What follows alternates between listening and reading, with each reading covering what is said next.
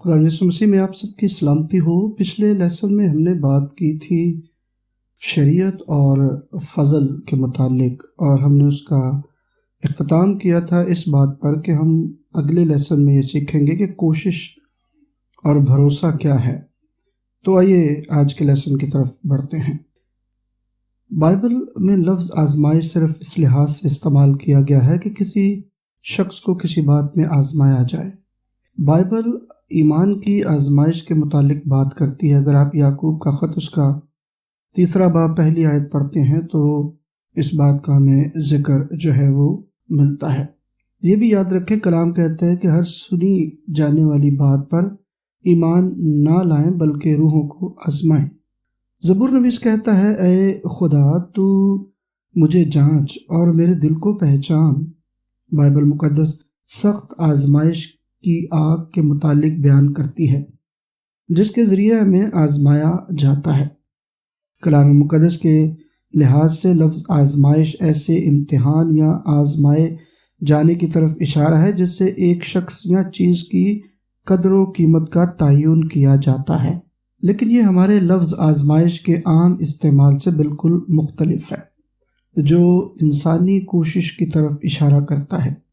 جب ہم کسی چیز کو حاصل کرنے یا کسی کام کو پورا کرنے کے لیے اپنے ذرائع یا قابلیت کا استعمال کرتے ہیں تو ہم کہتے ہیں کہ ہم کوشش کر رہے ہیں۔ اب میں یہ نہیں کہہ رہا کہ ہمیں زندگی میں کچھ حاصل کرنے یا کسی کام کو پورا کرنے کے لیے کوئی جدوجہد کرنے کی ضرورت نہیں۔ میرے کہنے کا ہرگز یہ مطلب نہیں۔ ایک پیغام جس کی میں اکثر منادی کرتا ہوں وہ یہ ہے کہ ایماندار ہونے کی حیثیت سے ہمیں صحیح کوشش کرنے کی ضرورت ہے، ایسی کوشش جو خدا کی قوت اور فضل کے باعث کی جانی چاہیے، جو ہمارے اندر کام کرتا ہے۔ دوسرے الفاظ میں، ہم کوئی ایسا کام نہیں کرتے جس میں خدا سے مدد کی درخواست نہ کریں۔ اس سارے منصوبے کے دوران ہم اس ہی پر انحصار کرتے ہیں۔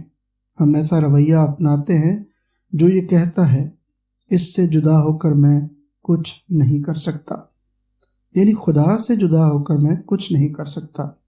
لیکن ہمیں فطرتی دنیاوی کوششوں میں شامل نہیں ہونا چاہیے، اس لیے کہ اس کا نتیجہ نقصان، مایوسی، پریشانی اور تباہی کی صورت میں نکلتا ہے۔ اس طرح ہم ان باتوں میں یہ سیکھ سکتے ہیں کہ میں کس طرح سے اپنی کوشش کو جاری رکھ پاؤں۔ یاد رکھیے، اپنی کوشش کے بجائے خدا کے فضل پر بھروسہ کرنے کے لیے خود کو تیار کرنا باعث برکت ہے۔ یہ وہ بات ہے جو میں نے اس وقت سیکھی جب خدا نے اپنے عظیم الشان فضل کے متعلق مجھے آگے بڑھنے کا فضل بخشا تاکہ میں اپنی زندگی میں ایک نیا باب جو ہے وہ کھول سکوں۔ تو آج کی اس بات میں ہم نے اس بات پر اپنا دھیان لگایا ہے کہ ہم نے اپنی کوشش پر بھروسہ نہیں کرنا بلکہ خدا پر بھروسہ کرتے ہوئے کام کرنا ہے۔ اگلی بات جب ہم سیکھیں گے اسی تسلسل کو جاری رکھتے ہوئے تو ہم سیکھیں گے کہ جھگڑے کی اصل وجہ جو ہے وہ کیا ہے۔ خداوند آپ سب کو برکت بخشے، آمین۔